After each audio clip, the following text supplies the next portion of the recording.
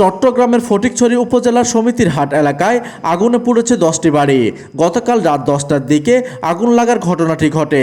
সমিতির হাট 9 নম্বর ওয়ার্ডের আরবান আলী সওদাগরের বাড়িতে আগুনের ঘটনায় একসাথে প্রায় 10টি ঘরে আগুন লাগে। আশেপাশের লোকজন আগুন নেভানোর চেষ্টা করে, পরে রাত 12টার দিকে ফায়ার সার্ভিস এসে আগুন নিয়ন্ত্রণে আনে।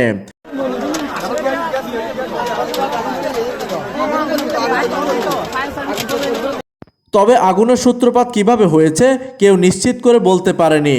এতে কোনো হতাহতের ঘটনা নেই বলেও জানা যায়।